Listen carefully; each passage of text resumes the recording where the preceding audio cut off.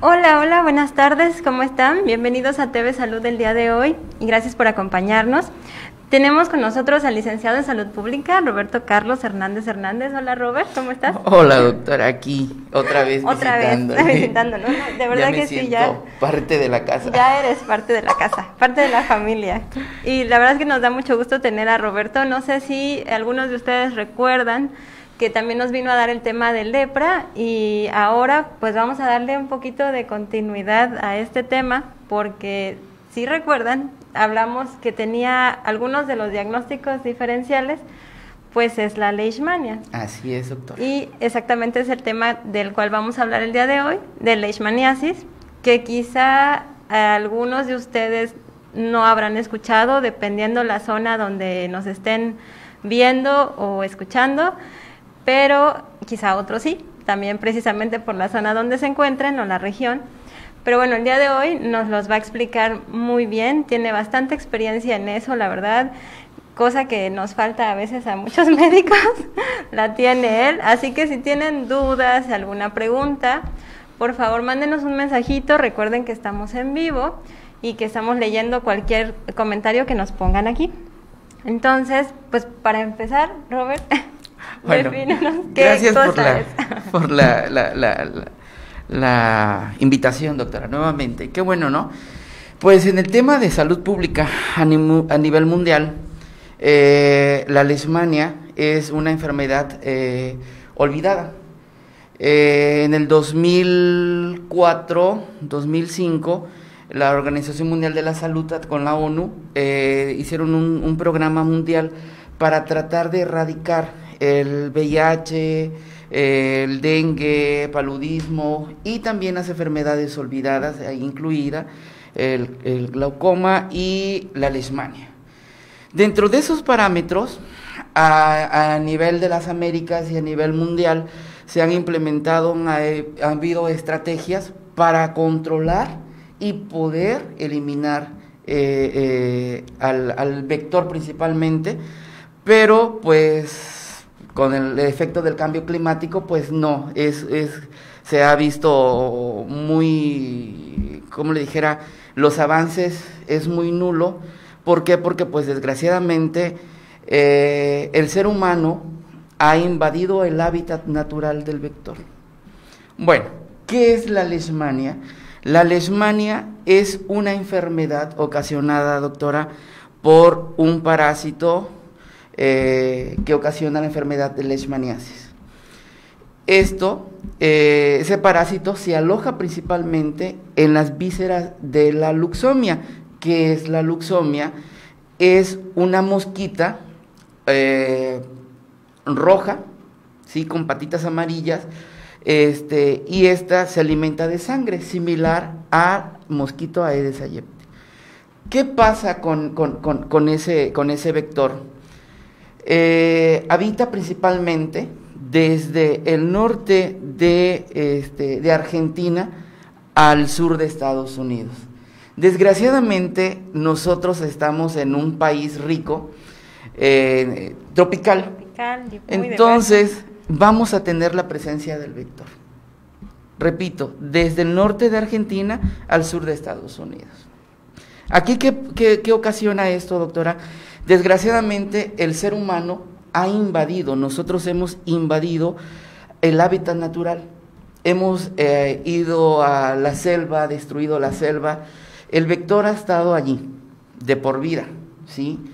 Desgraciadamente nosotros no hemos tenido una cultura, o no tenemos una cultura o una política pública de regularización de tierras, ¿sí? Urbanas, y pues vemos un pueblito, unas hectáreas que nos gustaron y la vamos a invadir.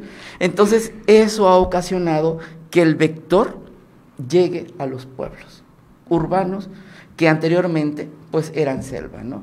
Entonces, desgraciadamente, el parásito, la mosquita, llámese la arenilla, la luxomia, que es el nombre común científico del vector.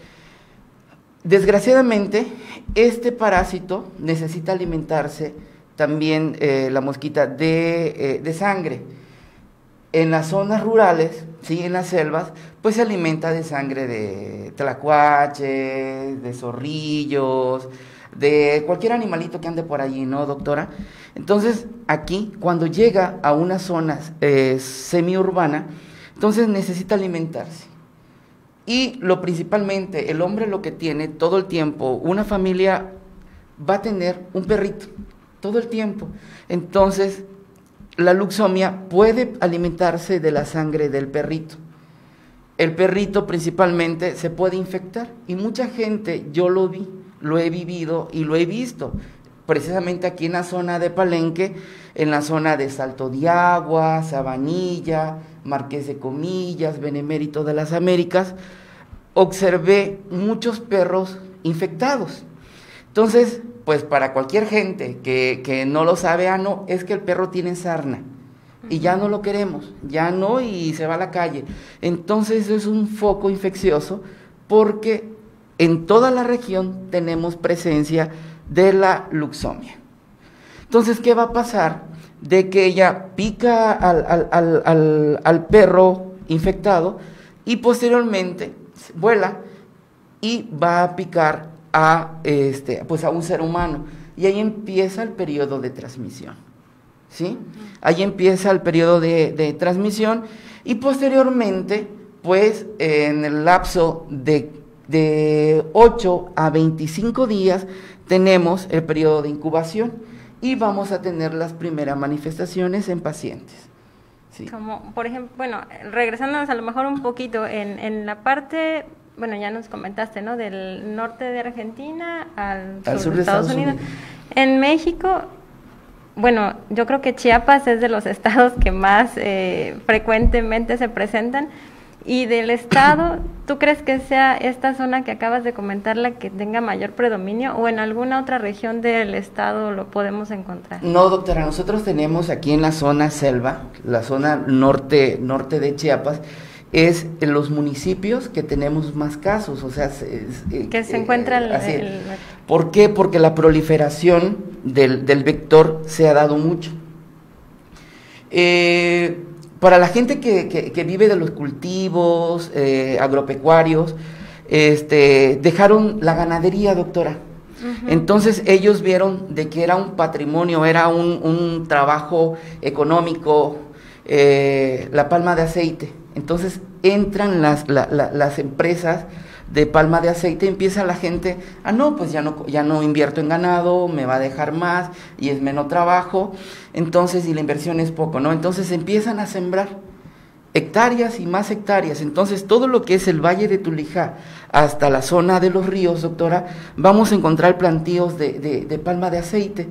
En tiempos de lluvia, desgraciadamente, el que cultiva la palma de aceite, pues no sé si los ingenieros que los asesoran o de las mismas empresas no les dicen de que bueno, vamos a talar las palmeras y toda la hoja, lo que ya no sirve, lo vamos a llevar a una zona donde más adelante que se seque, lo podemos quemar. No, ellos lo dejan allí, viene el tiempo de la lluvia y créame, doctora, que es la proliferación más grande que hay en toda esta zona. Desgraciadamente, debería haber un control larvario, sí, pero pues me imagino que también pues el Instituto de Salud, pues por la pandemia también, pues de una u otra forma se vino se le da prioridad pues más a los casos de COVID, doctora, y de una u otra forma no es que dejaron de hacer acciones, sino que quiero imaginarme que pues también es una cosa prioritaria a lo demás, ¿no?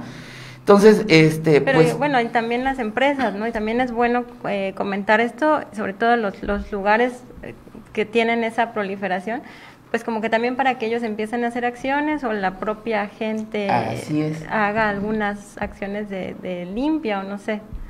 Lo que dice usted es cierto, desgraciadamente la gente que vive de esto, doctora, no, ellos pues lo que quieren es, bueno, el dinero y véngase para acá, ¿no? Vulgarmente, más sin embargo ellos no quieren invertir. ¿Por qué? Eso lo podemos prevenir. Y créame de que, pues, ¿cuánto puede salir un repelente? ¿100 pesos? Pues no es nada a comparación de que cuando enfermamos, o los pacientes que enferman de leishmania, pues tienen que gastar mucho y sobre todo el trauma psicológico, dependiendo dónde va a aparecer, dónde fue la picadura y la manifestación clínica que va a presentar el paciente. Entonces créame de que pues es un tratamiento complicado, es un tratamiento que hay que darle un seguimiento. Efectivamente, la leishmania tiene un tratamiento, es muy seguro, es muy caro, pero efectivamente con buena gestión y buen seguimiento de que el médico responsable de que se haga cargo de dicho paciente, créanme que va a ser un éxito sacar adelante ese paciente.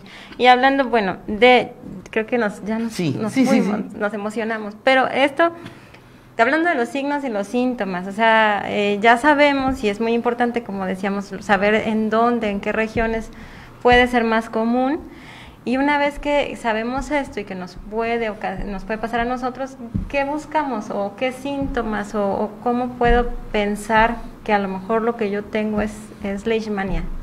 ¿Cómo se presenta? Mire, efectivamente, aquí hay muchos compañeros médicos de que desconocen la asociación. Es verdad. Entonces, aquí sobre todo, América, ¿sí?, lo vamos a tener presente.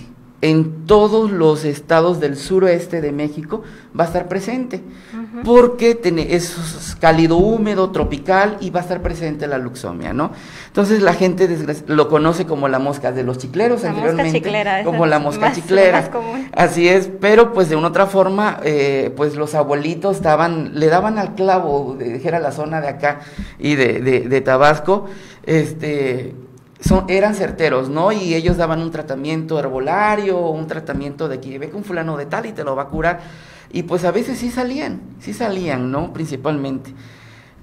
Gracias a las tecnologías y a todo eso, doctora, el ser humano se ha venido de una otra forma controlando y administrando ciertos tratamientos, de que al último se logró tener un tratamiento eficaz, ¿sí? Oportuno, carito, pero pues de una otra forma, pues son donaciones que las dependencias de gobiernos en cuestiones de salud, pues solicitan a través de la Organización Mundial de la Salud y a través de la Organización Panamericana de la Salud, y el tratamiento fluye. Vamos a tener presente aquí la manifestación de cómo se va a transmitir la enfermedad. No se va a transmitir de persona a persona. Necesitamos tener el vector, ¿sí? Ya sea que vivamos en la zona rural y vamos a tener reservorios naturales de su hábitat natural. Entonces, la luxomia va a volar, va a picar y se va a alimentar. No todas las luxomias están contaminadas, hay que aclarar. Eso sí, porque también si no van a pensar que todo. Así es, no todas las luxomias están contaminadas, dependiendo de la zona, sí, pero si entre más lejano esté la luxomia y hay reservorios, créame de que sí va a haber luxomias infectadas. Entonces, ¿cómo vamos a ver las manifestaciones principalmente? Lo observamos con la gente que vive en el campo, que trabaja en el campo, ¿sí? Vamos a observar de que el campesino va a trabajar y llega a la consulta y, doctor, necesito esto, fíjese que es que me apareció un piquete, yo no le puse importancia, pero observé un nódulo o un granito, o me pareció como un barrito y lo destripé. Al momento que lo destripé, saqué pus, lo lavé y le eché medicamento, pero al momento que le puse el medicamento, pues no, fue abriendo, hasta que llegó una gran úlcera. Creo que tenemos, ¿sí? No sé si podemos pasar algunas imágenes, Francisco, si me apoyas por ahí. Bueno, ese perrito. Sí, eso es lo que les decía. Eso es de que mucha gente dice, no, es que el perro tiene sarna, ya no lo quiero. Aquí, desgraciadamente, pues es un animalito que pues es muy llegado al ser humano y es parte de muchas familias. Este perrito, pues sí, efectivamente está contaminado, tiene leishmania canina y pues es muy difícil el tratamiento, es muy caro y pues es muy nulo. Entonces aquí lo más recomendable es sacrificarlo porque ya no hay otra cosa que hacer. Ya vamos a invitar a la veterinaria para que nos hable de esto también, pero bueno, sí. Ya. Entonces, cuando tenemos presencia de un animalito así, doctora, que ya tiene sarna, que la gente lo conoce como sarna, pues en realidad no es sarna, puede ser leishmania canina. Entonces, esto, sí, estamos en la zona, aquí en Palenque, tenemos en toda la región Selva Maya, tenemos el vector, y créame de que si tenemos un perrito por allí, lo va a picar, y no dudo que sí tengamos pacientes con manifestaciones clínicas de leishmania. O sea, igual que llega un paciente, pues incluso preguntarle, ¿no? Así es. Si hay algún antecedente de estos. Así es.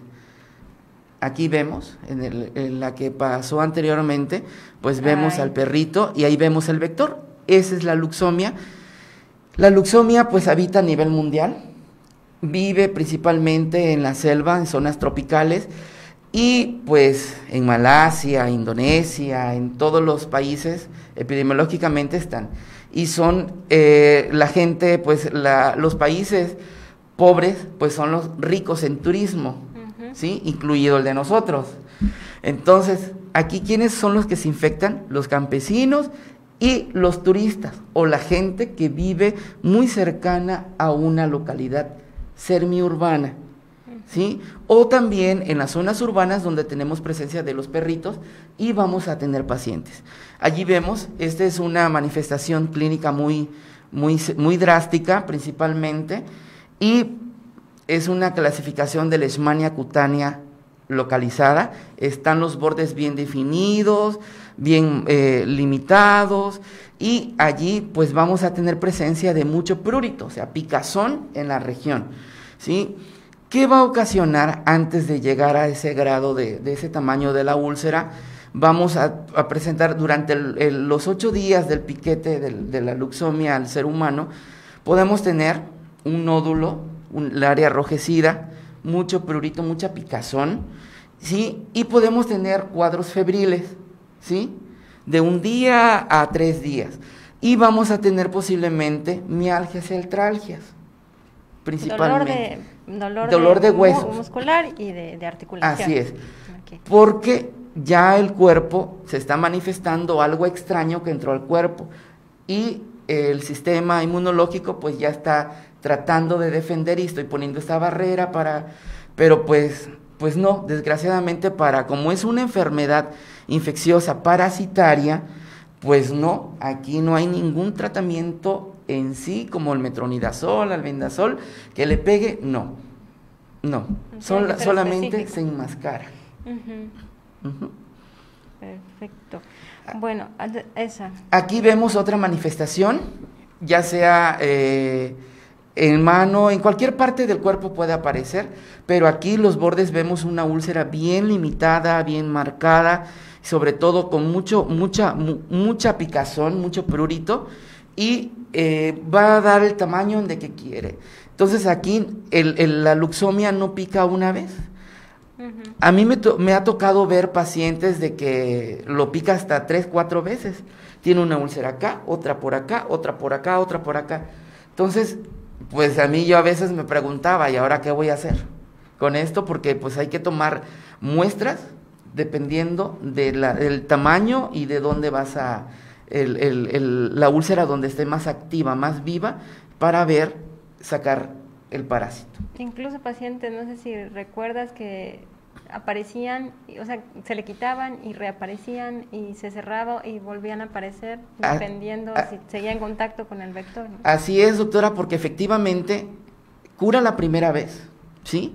Pero el paciente no pone de su parte, no quiere participar, entonces créanme que a los 2, 3 meses vuelven a regresar, o incluso me tocó ver varios pacientes que al mes y medio ya estaba otra vez con otra úlcera y decía, es que no sané. La Organización Mundial de la Salud dictamina que una úlcera por leishmaniasis al momento de que se aplicó el tratamiento y cicatriza, en ese instante se da por curado. Normativamente, si aparece una úlcera al ladito o del otro lado es una infección nueva. Entonces es otra gestión y hay que volver a tomar la muestra, que es lo que usted me comenta. Entonces, como el vector está allí, y algo sorprendente, la luxomia es como el Aedes, el mosquito observa, huele y va a picar a la gente, se va a alimentar de la persona a quien le guste su olor, su sabor de sangre. Sí, más vulnerable. Hemos visto cómo en familias a veces nada más afecta a una sola persona. Así es, doctora. Porque pues no sé si es a través de que no nos bañamos bien o algo, por ahí tiene que ver algo, pero el olor, sí. Sí, definitivamente eso es verdad. De una familia sí hemos visto un caso, o sea, de 10 personas, 7 personas, solamente una es la que resulta afectada. Ese es un misterio sin resolver. Pero bueno, ya hablamos cómo se transmite, cómo empiezan signos, y ya nos dijiste la clasificación, pero no hemos hablado específicamente cuántas formas hay de que se presente y cuáles son. Efectivamente, la leishmania se clasifica en 4 partes, doctora. Es algo muy bonito, sí, principalmente, y pues con las fotos son los modelos más predominantes que tenemos. Efectivamente, la leishmania se clasifica en 4 partes. La leishmania cutánea localizada, que fue la lesión en la cara que observábamos del paciente. La mucocutánea, que principalmente afecta el tabique nasal y la boca. Se ha observado, a mí me tocó ver pacientes de que pues hasta la faringe, la tráquea, pues no tenía nada. Entonces, eran pacientes que es de muy difícil el manejo, porque incluso hasta para la alimentación, pues ya se tienen que internar y pues se tienen que ir a un hospital de tercer nivel principalmente, porque pues aquí, en el hospital de aquí de nosotros, pues es muy difícil ya manejarlos. Sí, ya requieren un manejo diferente. Así es. Y también tenemos la difusa. La difusa, esa, en el tema anterior que la otra vez me invitó, con la asociación con lepra, ¿sí? También podemos tener pacientes con leishmaniasis diseminada o difusa. Esta, no sé si tengamos una fotito por allí. Teníamos unas fotos. Ay. Efectivamente aquí. Esta tiene asociación a una leishmaniasis difusa, ¿sí? Observamos los nódulos, ¿sí? Muy elevados, mal definidos, ¿sí? Pero también aquí observamos también que tal vez pudiera ser una lepra. ¿Cómo lo vamos a identificar clínicamente? ¿Sí? La sensibilidad. Acordémonos que el paciente con leishmaniasis de una otra forma va a presentar picazón o prurito, ¿sí? Y vamos a estar rascando porque el parásito va a estar alimentándose, ¿no? Y en la lepra, pues efectivamente no va a haber sensibilidad. Hay anestesia local y allí es un diagnóstico certero. El pica, el toca, con leishmania, no. Si hay picazón, tiene sensibilidad, pues efectivamente es una leishmania difusa o diseminada. ¿Sí? Y aquí en la zona no hemos tenido hasta ahorita que yo haya visto, sí observé 2 pacientitos con leishmania visceral, sí, pero eso de que le digo tiene como 10 años, pero principalmente la leishmania visceral, doctora, se presenta más en niños menores de 10 años. Por la asociación epidemiológica, ¿sí? La podemos tener. La zona endémica, tenemos el vector y pues principalmente en las comunidades vamos a tener gente muy humilde, ¿sí? Que se alimenta, entonces los niños duermen tal vez hasta en cartoncito en el piso, entonces va a llegar al vector, principalmente ellos se le pueden estar manipulando su cara y pues ellos no, y se lo van a tragar la popó de la luxomia, ¿sí? O en su caso también puede ver una picazón, ¿sí? Y ellos al momento y se los llevan a la boca, similar a la de las Chagas, entonces vamos a tener la presencia. también podamos verlo que de un 70% que llegue la luxemia y pique a un niño, y la primera manifestación en ellos vamos a observar el estado de desnutrición. Es la fiebre constante, ¿sí? Y palidez, ictericia, podemos pensar de que, bueno, sea hasta una hepatitis. Conforme la asociación epidemiológica vamos a ir observando, y a lo último vemos el crecimiento de las vísceras, y es que ponemos atención a chanfles, a lo mejor puede ser una leishmania visceral. Entonces, allí el médico especialista pues tiene que tomar la muestra, ya sea a nivel de médula o hepático, para ver la presencia de mastigotes y iniciar un tratamiento. Que eso te iba a preguntar, ¿cómo la vamos a diagnosticar en el caso de una leishmania mucocutánea o digo, la visceral es un poquito más complicado y a lo mejor menos frecuente que lo veamos, pero en general, ¿cómo se hace el diagnóstico? El diagnóstico, sí, debería ser muy oportuno en toda consulta con un médico, ¿sí? Por clínica, el médico debe de observar y debe de tocar para ver la sensibilidad, y porque también podemos tener por allí en una úlcera un cáncer de piel también, pero sí. Totalmente sangrante, en automático, estamos tocando y está sangrando, en la leishmania no. Lo podemos manipular, podemos quitar incluso tejido que no sirve, y en automático sí va a sangrar, pero muy poco, y lo que le va a ocasionar es mucha picazón, mucha picazón. Entonces, ¿qué vamos a hacer, doctora?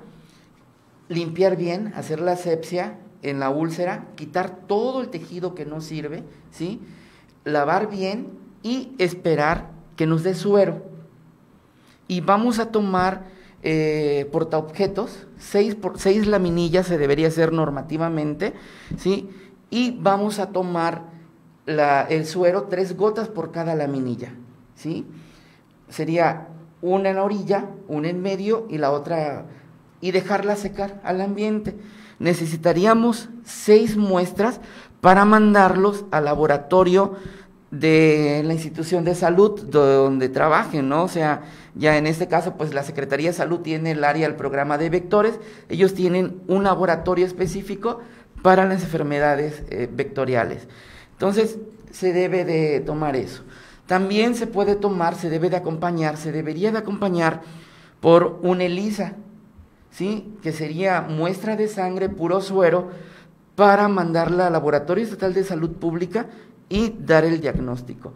Aquí esa muestra, el laboratorio estatal de cada estado lo recibe, y cuando ven que es muy complicado, o de que dependiendo si ellos ven la asociación y ven el parásito, lo mandan a confirmar con el INDRE para que le dé el dictamen, y al llegar al INDRE, en automático se encarga de gestionar los tratamientos para agilizar el tratamiento y llegue más rápido con la gestión del médico y a través de la jurisdicción, de las coordinaciones de salud pública, para poder dar el tratamiento. Pudiera ser de que a la el primer resultado del laboratorio de improntas salga negativo. ¿Por qué, doctora? Porque hay mucha gente que dice, no, pues me salió, y va con el vecino, es mosca de los chicleros. A mí me tocó ver gente que le echaba aceite quemado, gasolina, lo quemaban con carbón, hielo, no hombre, me tocó ver uno que le puso cal con aceite, y créame que eso era, haz de cuenta que estábamos viendo un piso de concreto. Entonces me costó mucho, y cuando observamos eso, nos encontramos un paciente así, es muy difícil el diagnóstico, tener un diagnóstico por improntas, porque necesitamos limpiar bien, quitar todo eso, y mínimo tenerlo en observación, y con asepsia del diario. ¿Con qué? Con agua hervida y jabón sote. No hay nada mejor que un jabón sote y el agua hervida, y se va a limpiar, y taparlo. Esperar 8 días, si vemos que es un paciente de que se puso hasta de todo, para poder tomar la muestra y tener un diagnóstico ya certero, ¿no? Porque a veces salen indeterminadas, pero no sabemos si en realidad es o no es, con qué nos estamos con quién nos estamos enfrentando. Entonces aquí debemos de tomar, si sale negativo, la primera serie de 6 series, se debería normativamente, pide mes y medio a continuar con la asepsia del diario para poder tomar otra vez las 6 series de la baciloscopía, de las improntas, para tener el diagnóstico. Si vemos de que no fue nulo, entonces tenemos que hacer la ELISA para tener ya el confirmatorio por ELISA y ver cuánta presencia de parásito a través de mastigotes vamos a tener y gestionar el tratamiento. Si en la ELISA o en las improntas salen negativos, tenemos el otro, ya sería el último, y si ya no hay ahí, pues ya no, pero sí, a través de una biopsia, ahí vamos a tener un diagnóstico certero, conciso y preciso, y vamos a ver a qué nos estamos enfrentando. Vamos a ver la mastigote, y efectivamente, entonces, iniciar el tratamiento, hablar con el paciente, porque pues a mí me tocó ver pacientes de que llevaban hasta 2, 3, 4 años, doctora, con la lesión. Entonces yo me observaba, ¿qué? 4, 1 año, hasta en 6 meses yo decía, ¿qué en 6 meses? Sí. Pasa, sí, pero bueno, al final ahí están un poco ambas partes, ¿no? No, ni toda la responsabilidad es del médico, ni toda la responsabilidad es del paciente, debe haber, precisamente por eso es bueno también estas pláticas para informar a ambas partes, ¿no? Y como comentamos con lepra también, ¿no? En cuanto salga alguna úlcera, que detecten algún nódulo, cualquier cosa, es importante acudir al médico. Y más con estas asociaciones clínicas que nos dijiste, pues es como ya tener una idea un poquito más, pues más certera de lo que pudiera ser. Ahora, en cuanto al tratamiento, ese tratamiento lo da la Secretaría de Salud. Así es, doctora, es el único normativo que lo da, porque pues aquí, para empezar, en México particular no hay. Tal vez sí existen, pero IMSS, en el extranjero. Sí, aquí el órgano rector de todas las dependencias del gobierno, pues es la Secretaría de Salud, que es la cabeza de sector. Entonces, a todo paciente, todo médico que tiene un paciente con leishmania, ¿sí?, le tiene que hacer el procedimiento, el diagnóstico, las improntas, el ELISA, 20 ámpulas, ¿sí? Deberían ser, normativamente son 20 ámpulas, y es intralesional, ¿sí? Este solamente lo aplica el médico capacitado que está a cargo del tratamiento. Entonces, ¿qué se va a hacer? A través de toda la úlcera, ¿sí?, se va a aplicar 2 o 3 piquetes en la úlcera, ¿sí? Y este tratamiento es cada tercer día. Existen 2 esquemas dependiendo el tipo de parásito y la manifestación de la úlcera, es que se va a atacar. Se puede aplicar del diario o cada tercer día para dejar descansar al paciente, porque es muy traumático y aparte es muy doloroso la administración, porque pues son 5, una ámpula de 5 mililitros. Entonces, administrar los 5 mililitros a nivel intralesional, pues es muy agresivo, es muy caótico y muy doloroso.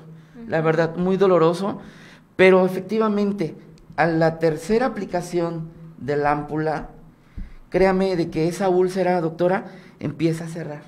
Y pacientes que tenían 2, 3 años con la lesión, salen y quedan totalmente curados, sin presencia de que me quedó fea la piel, donde me quedó, no, cicatriza perfectamente.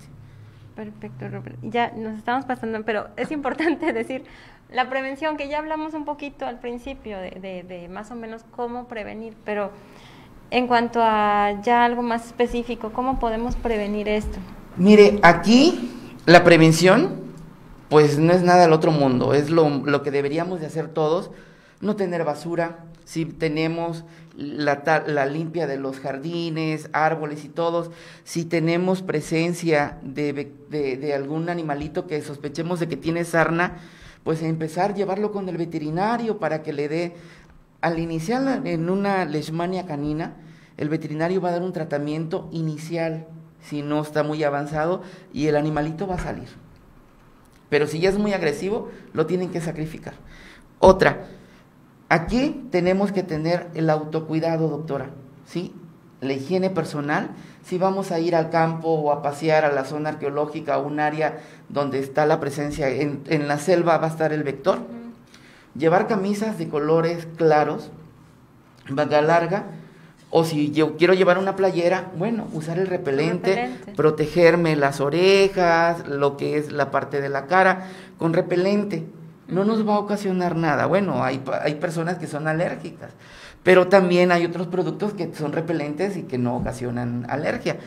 Eso es lo que tenemos que hacer, invitar también a la gente que vive en el Valle de Tulijá, la zona de los ríos, limpiar. Si ellos viven, siembran la palma de aceite, que efectivamente al momento de talar sus hojas, de las palmeras, pues sacarlas ciertas formas, o si la quieren dejar para su abono, bueno, está bien, pero que antes de la temporada de lluvia, cada 20 días, pues irla a fumigar para que no tengamos presencia o proliferación del vector.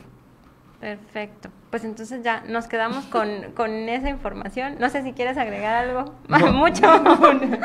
Bueno, hay mucho que hablar del tema, es muy bonito, efectivamente, y seguramente vamos a tener que después hablar de Chagas y todo. Así que vamos a invitarte nuevamente, y pues espero que realmente les haya quedado un poquito más claro. Como siempre, recordarles que lo principal es acudir al médico en cuanto detecten cualquier alteración, cualquier cosa que no sea algo normal en ustedes.